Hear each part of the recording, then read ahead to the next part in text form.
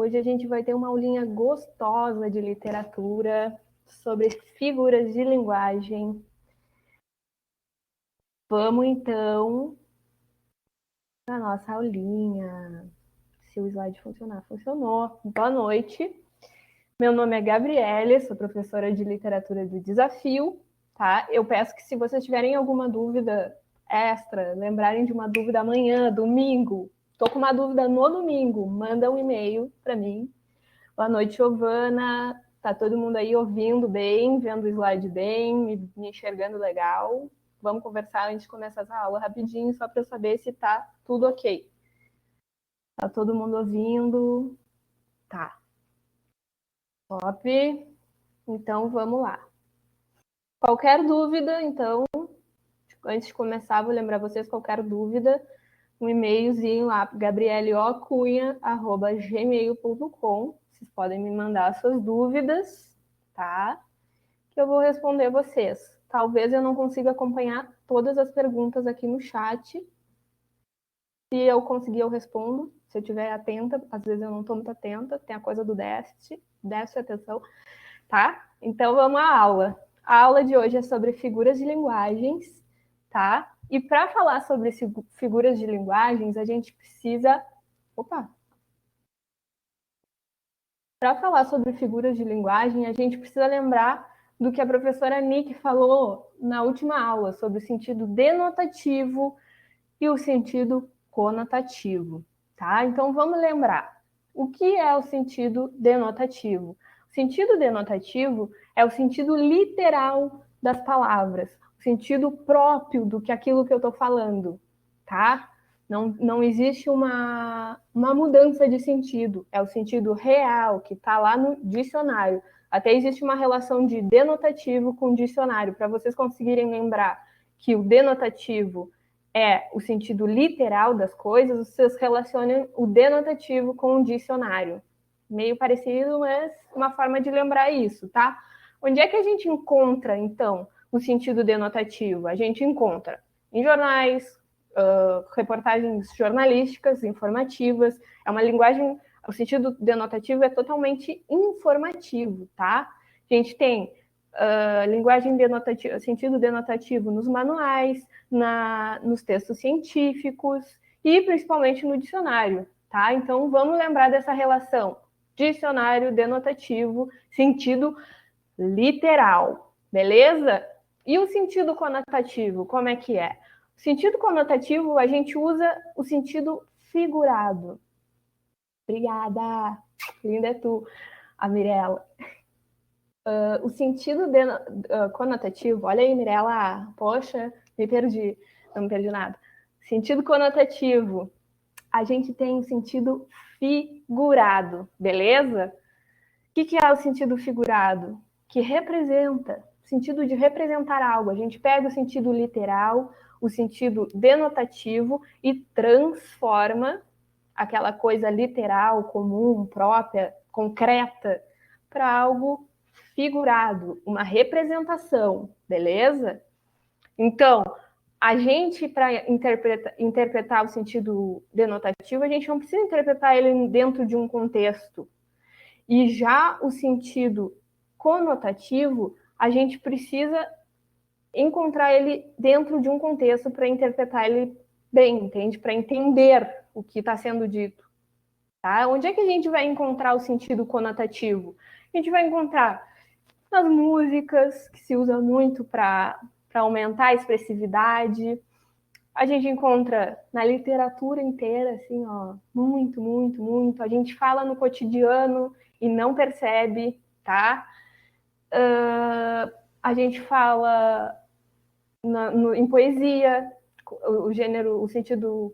Olha eu falando gênero. Sentido conotativo, a gente encontra em poesias, poemas, literatura em geral, artes, anúncios publicitários, tá? Então, quando a gente tem sentido literal denotativo, sentido figurado conotativo. O conto de fadas, conotativo.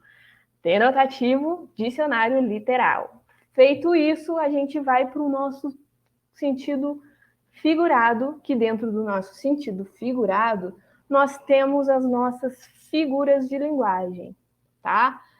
O que são as figuras de linguagem?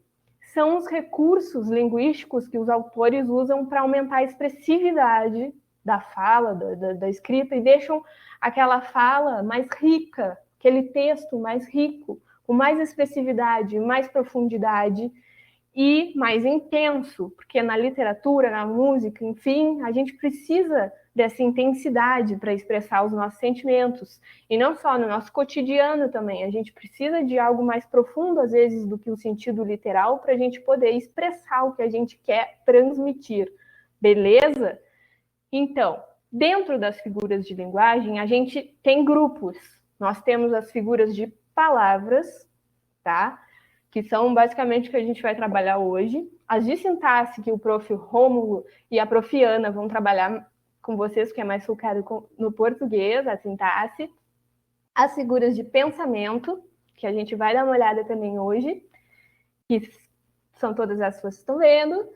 E as figuras de som, que também é mais para o lado do português. Então, as figuras de linguagem, elas têm uma pegada meio interdisciplinar. Por quê? Porque a gente percebe as figuras de linguagem no português, na língua falada, escrita, e a gente estuda no português também, mas por que é necessário estudar figuras de linguagem na literatura? Porque a gente encontra o tempo inteiro figuras de linguagem na literatura. Então, a gente precisa entender elas profundamente para entender o sentido dos textos que a gente vai trabalhar no decorrer, então, da nossa jornada literária, tá? Então, vamos para a nossa primeira figura, que é a metáfora. O que é a metáfora? A gente tem a metáfora como a transição, a transferência de um significado de uma palavra para outra por meio de uma comparação implícita.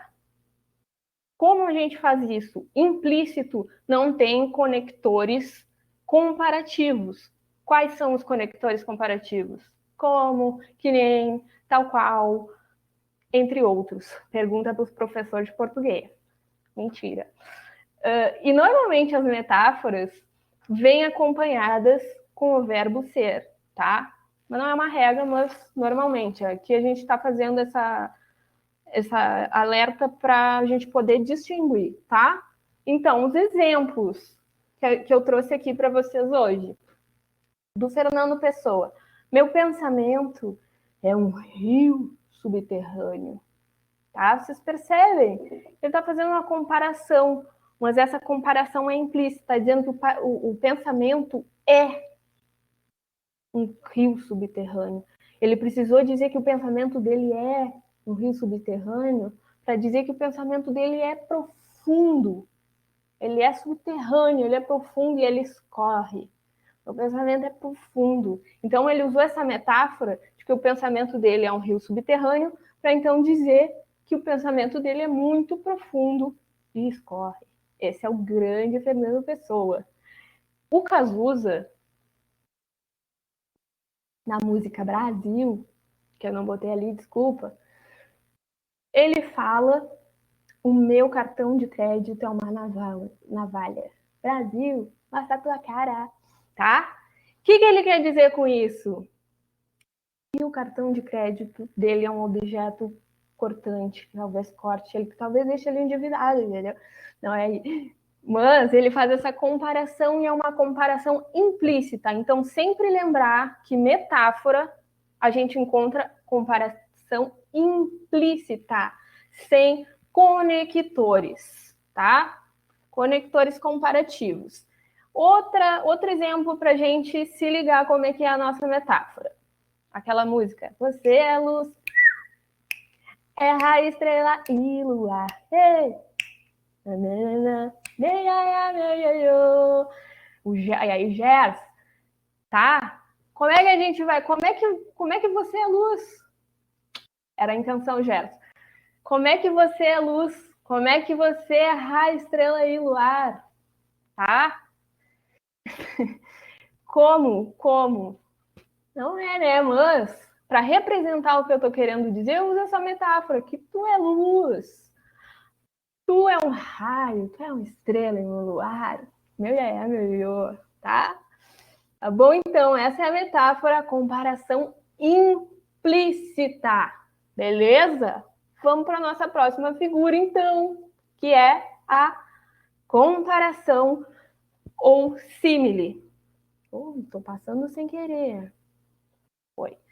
A nossa comparação ou símile, ela pode aparecer como símile. Então, uma forma de vocês lembrarem de comparação é relacionar símile com semelhança, porque é uma coisa que lembra a palavra, né? Então, símile, semelhança, comparação. Peguem isso. Comparação. Então, o que é a comparação? A comparação é a figura que faz comparação de forma explícita. Ela aproxima os elementos através de conectores comparativos. Então, dessa vez, a nossa diferença aqui, bem legal de distinguir metáfora de comparação, comparação sempre vai ter conectores comparativos, tá? Como, tal qual, que nem, igual a, tá? Outros vários aí que depois a gente conversa. Exemplos disso. Meu coração tombou na vida, tal qual uma estrela ferida pela flecha de um caçador. Cecília Meirelles. Muito bonito, tá? Então, o que ela está comparando não é uma comparação lá que nem a metáfora, que é implícita, que ela está dizendo que isso é isso. Está dizendo como, tal qual. Meu coração caiu na vida como se ele tivesse sido flechado, que nem uma estrela que é flechada por um caçador que está caçando, mira e erra e acerta na estrela. Profundo, né? Então, vocês viram como as figuras de linguagem geram uma profundidade dentro do nosso texto? Então, vamos ver outro exemplo. Eu faço versos como quem chora, de desalento, de desencanto. Esse é o Manuel Bandeira, tá?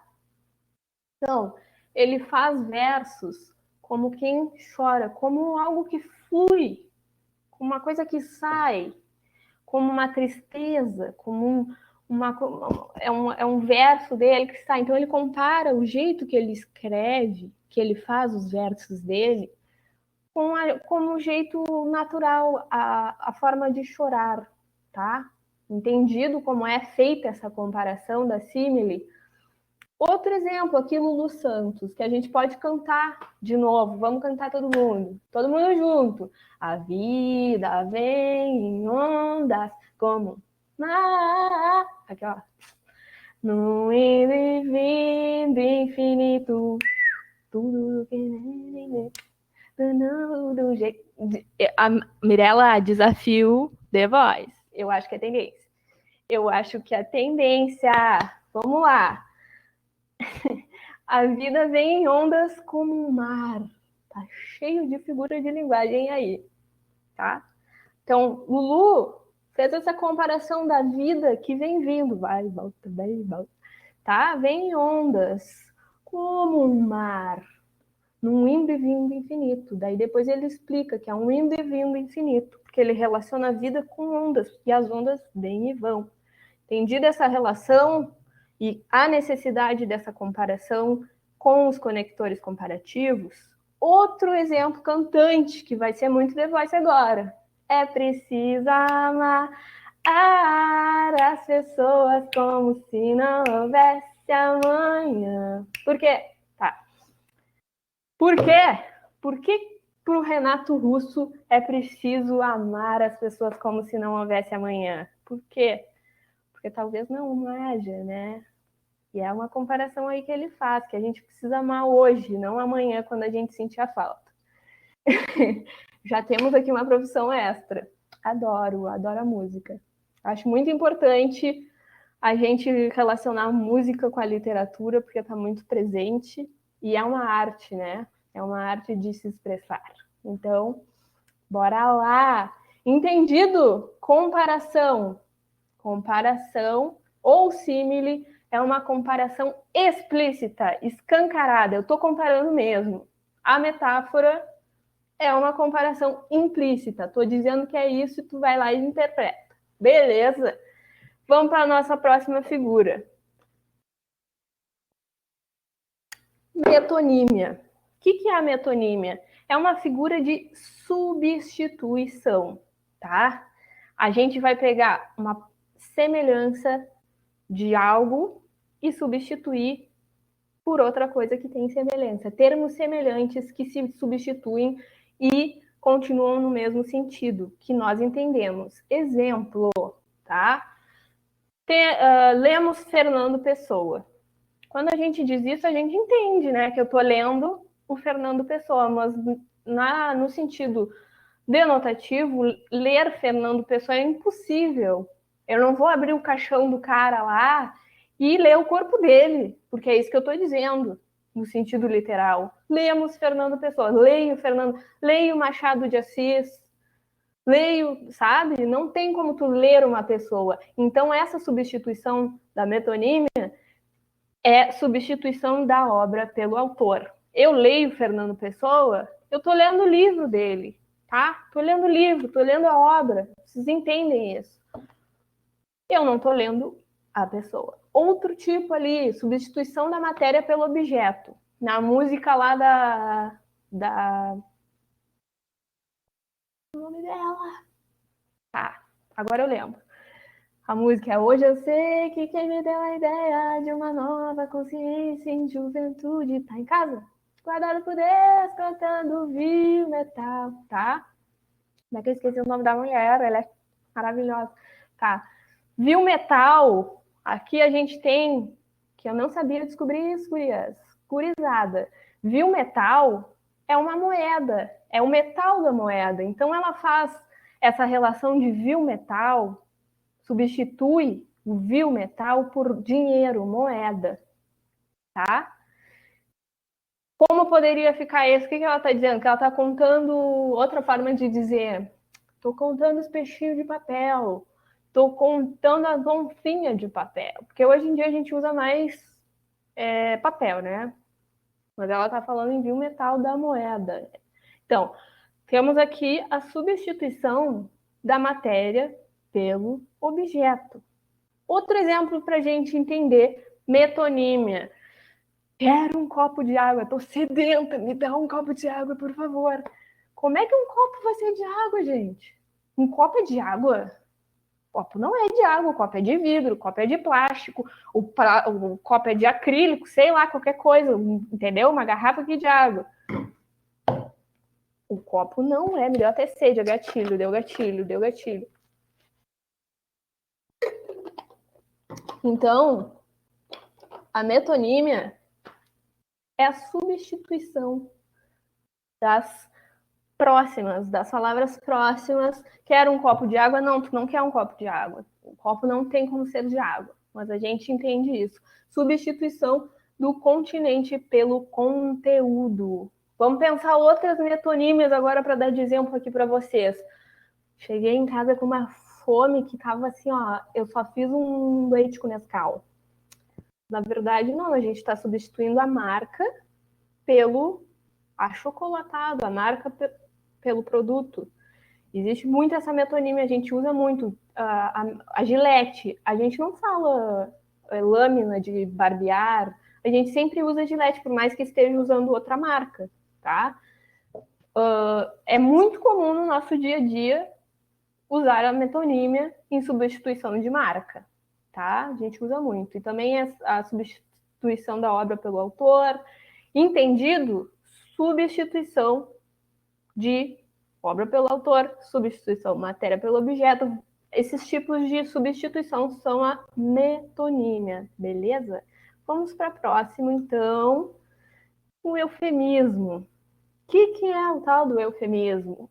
O eufemismo, ele utiliza expressões mais suaves para substituir expressões desagradáveis de dizer em certas situações. Por exemplo, como vai falar para uma criança que o vozinho dela morreu, não diz teu avô morreu.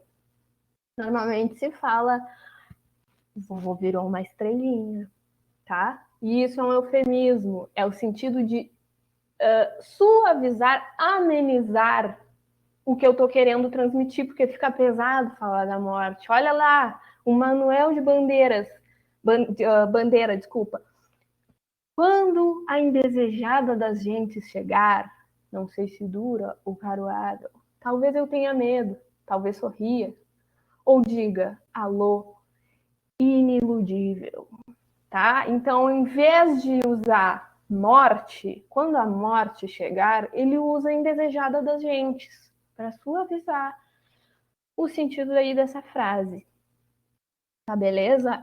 Quando a gente usa essa suavização, é um eufemismo. Olha aqui, ó, a chavezinha que eu trouxe. Fofoqueira? Não, querida. Eu sou produtora de biografias orais não autorizadas. É outro exemplo, tá? O eufemismo, suavização das expressões por serem consideradas desagradáveis, tá bem? Lembrei de uma coisa que eu não falei. Querem baixar o slide? Dá para baixar. Deu. Próximo, então, próxima figura que a gente vai trabalhar. O pleonasmo está muito presente no nosso dia a dia também, tá? O pleonasmo é quando a gente usa as palavras, as expressões com redundância, com a finalidade de reforçar aquela ideia. Porque a gente precisa dizer muito aquilo. Temos o pleonasmo vicioso, que é o que a gente usa no dia a dia, e temos o pleonasmo poético, digamos assim. Olha lá o Jorge Ben. Chove chuva, chove sem parar. Então, ele diz que a chuva, se está chovendo, já está chovendo. Ele não precisa dizer chove chuva, chove sempre, mas é o sentido poético de intensificar que está chovendo a chuva, chove sem parar, tá? O nosso pleonasmo vicioso do dia a dia que usamos é subir para cima, descer para baixo, sair para fora, tá? Esses são os nossos pleonasmos viciosos que a gente usa no dia a dia. Olha a tirinha que a gente tem. Sai para fora, Rex. Peraí que eu tô seguindo. Aí o cachorro pergunta ali para ela. Ela te enxotou com um pleonasmo? Impossível. Ela não seria capaz. Então o que era? Entendi levar a saia para fora. Daí ele pega a saia dela e sai correndo. Então, esses pleonasmos são muito presentes no nosso cotidiano. São muito presentes no nosso cotidiano. Tá? Vamos lembrar então. Pleonasmo, expressões com redundância, com a finalidade de reforçar uma ideia. Tá? Bora para a nossa próxima figurinha. Ironia, o deboche. O deboche das figuras. Quem é que nunca usou uma ironia, né? Tá. O que é a ironia?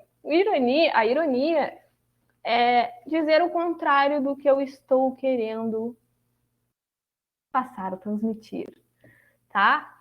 Quando a gente pretende satirizar algo com a intenção de ressaltar também uma crítica, a gente usa a ironia.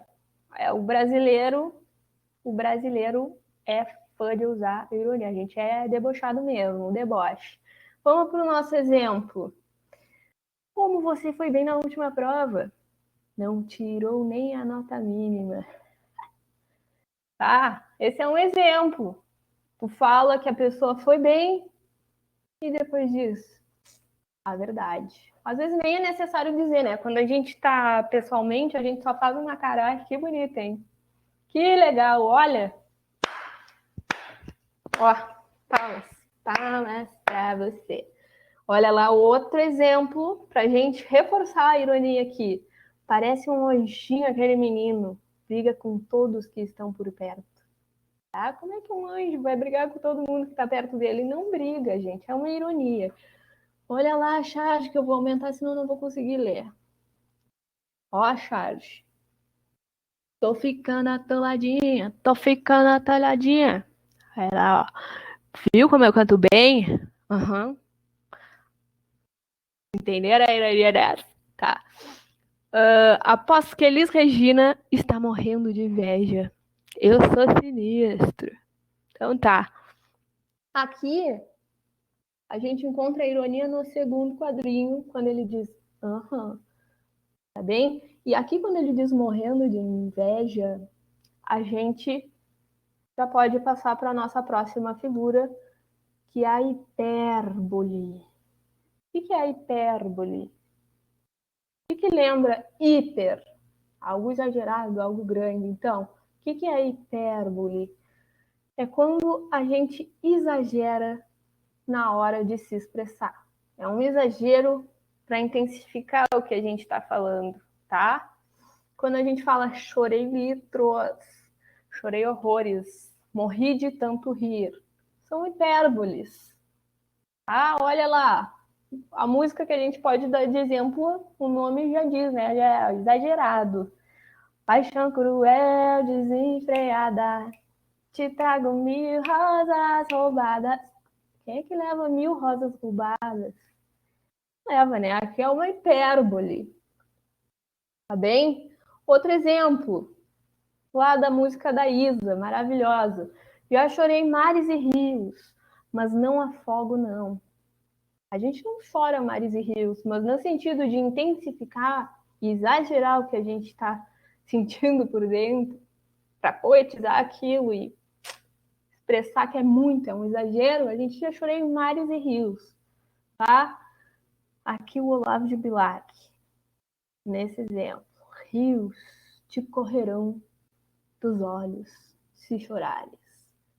Outra forma da gente entender a hipérbole. Então, hipérbole, exagero, hiper, exagero, super, coisa grande, exagerando o sentido do que eu tô querendo transmitir.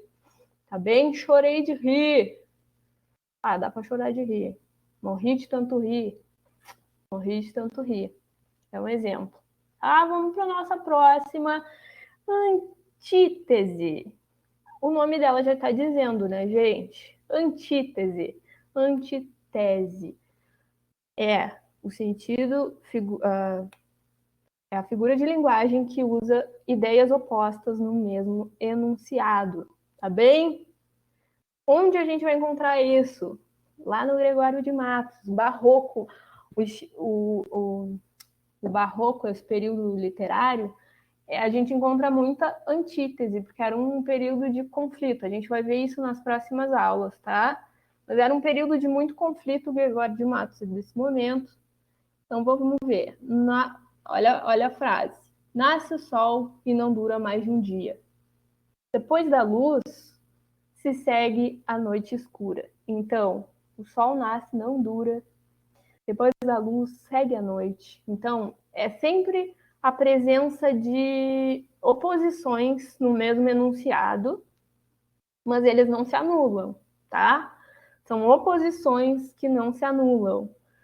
Aquela música, uma noite longa para uma vida curta, tá bem? Outra antítese.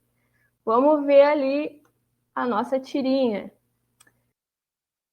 Sabe, Adão, tudo precisa de um contraponto.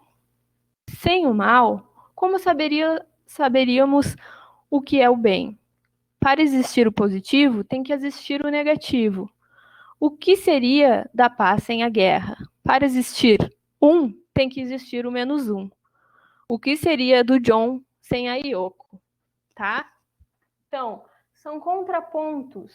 Antítese é quando eu trabalho uma ideia e em seguida eu contraponho ela.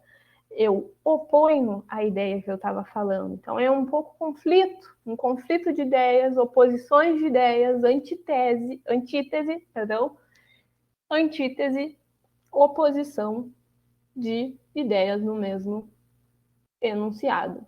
Fechou? Próximo. O paradoxo. Tá? O paradoxo, o que é?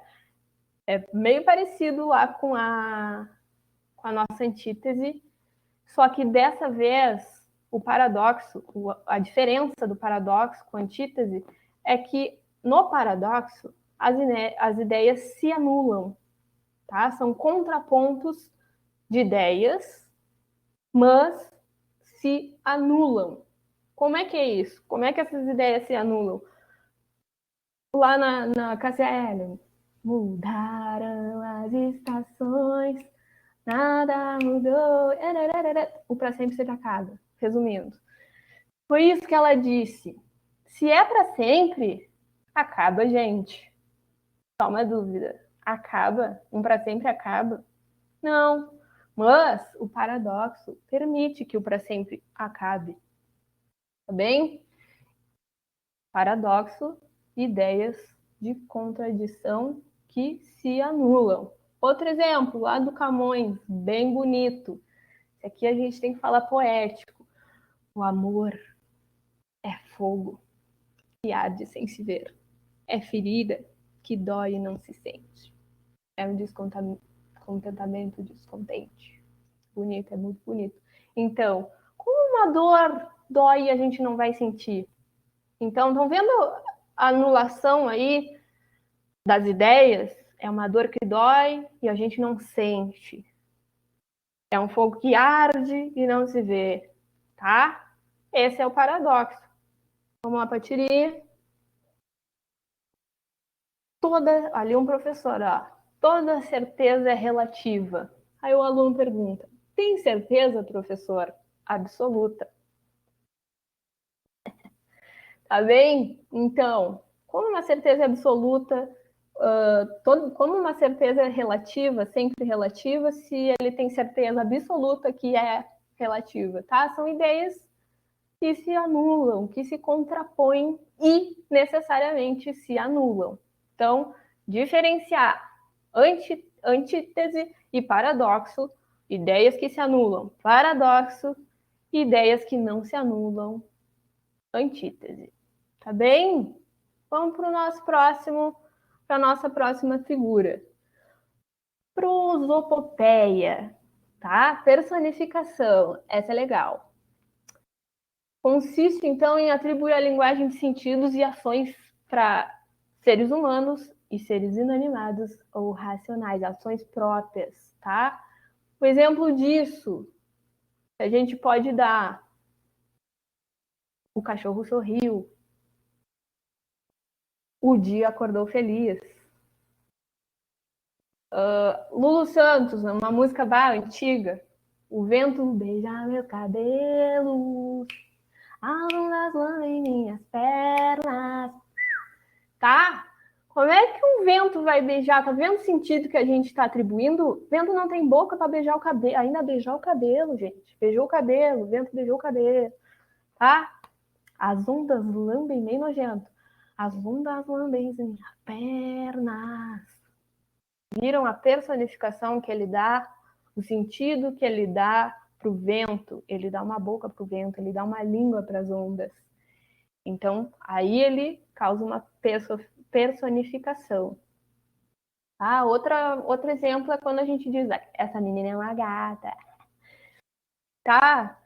Como é que uma menina é uma gata? Como é que uma pessoa, um ser, é um animal? Não é isso que a gente está querendo dizer. A gente está querendo dizer que ela é bonita, né? A gente entende. Outro exemplo: o presidente é uma anta. Entendeu? O presidente, a gente falou que ele é um animal. Mas a gente não disse propriamente que ele é o animal. A gente personificou a anta para dizer que é o presidente. Beleza? Entendido? Aí uma verdade, né, Giovana? Bora lá, entendeu? Personificação, prosopopeia. Personifico. É verdade, Gabriela, uma ofensa às antas. Enfim, personificação, temos a prosopopeia. Lembrem, quando a gente está dizendo esse menino, essa menina é uma gata, fulano de tal coisa, presidente uma anta, prosopopeia, tá bem? Vamos para a nossa próxima figura, que é a catacrese. O que é a catacrese? A gente emprega a catacrese quando a gente não tem algo mais específico para denominar aquilo que a gente está querendo dizer. Como é que a gente vai entender isso? Vamos ver os exemplos, então. Embarcou há pouco no avião, ou embarcou há pouco no ônibus, tá? Como é que embarcação serve para barco? A gente embarca apenas no barco, mas a gente roubou o sentido da embarcação para dizer que a gente embarca no avião, a gente embarca no ônibus, outra catacrese é peguei o ônibus. A gente não pega o ônibus ali na mão, né? A gente sobe, a gente embarca também, tá? Essa é a catacrese. Outro exemplo para a gente entender melhor. O pé da mesa está quebrado. Mesa tem pé, mesa não tem pé, né? Como é que? Mas vocês entenderam que viu? Não tem uma palavra para usar que a parte de baixo que sustenta a mesa está quebrado, tá? Outro exemplo, o braço da cadeira está torto.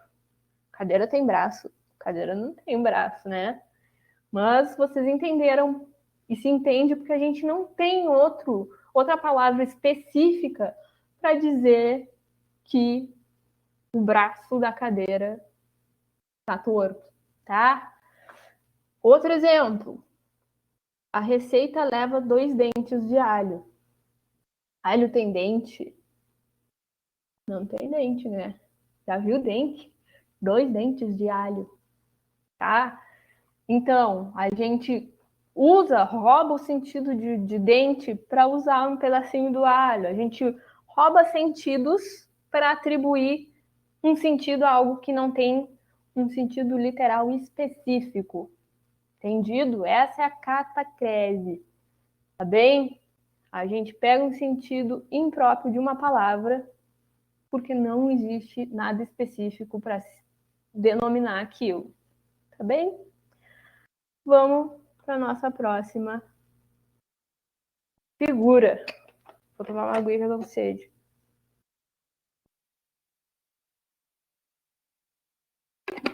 Gradação. O que é a gradação? Quando ocorre a sequência de palavras que intensificam a mesma ideia. A gente não precisa dizer, mas está dizendo ali para intensificar. Até é um modo poético. Tem muita gradação nas poesias, tá bem? Vamos ver aqui. Castro Alves, quando ele fala aqui, além, mais longe por onde eu movo o passo, tá?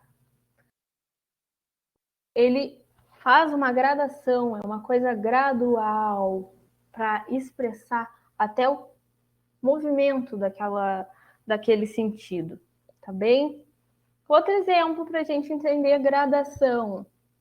Ela berrou, gritou, falou, sussurrou, murmurou. Já não havia mais nada que pudesse fazer.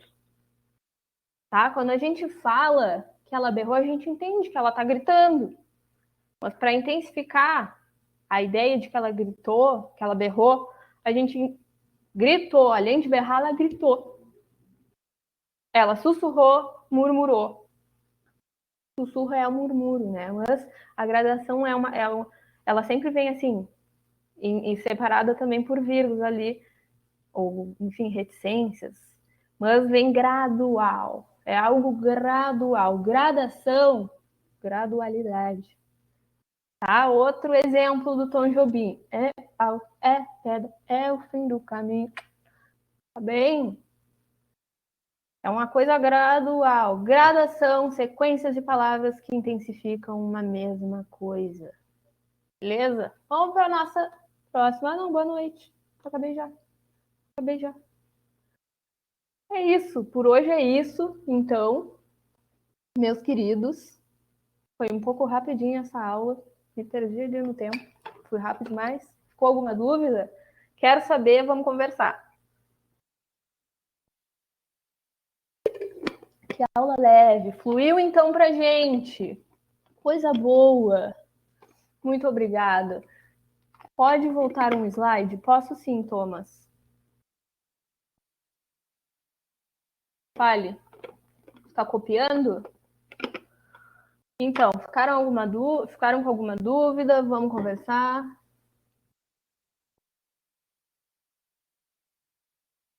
Dente de alho poderia ser considerado uma metonímia? Vamos pensar.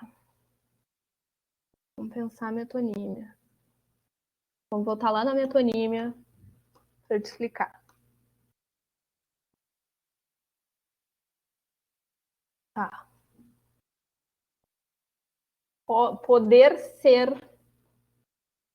eu acredito que não, porque a gente está personificando o alho, o dente, a cabeça, tem a história da cabeça de alho também. Sim, uma boa dúvida. Mas eu acho que cabe mais a prosopopeia que a personificação. Tô pensando aqui como a metonímia, desculpa, porque como não existe. Tá, achei aqui a explicação. Como não existe uma palavra, tá aí, não existe uma palavra para dizer. Tá aí, obrigado, Mirella, tava custando a vir um raciocínio. Como não existe uma palavra denominada para isso, específica, tá? A gente não tem como usar o dente de alho como metonímia, porque as metonímias têm um significado que a gente pode substituir, tá?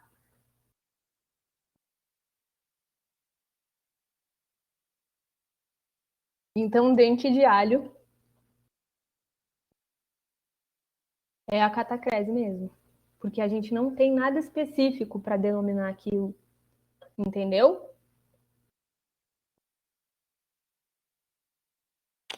Tem mais alguma dúvida? O Thomas queria que eu deixasse no último slide, né?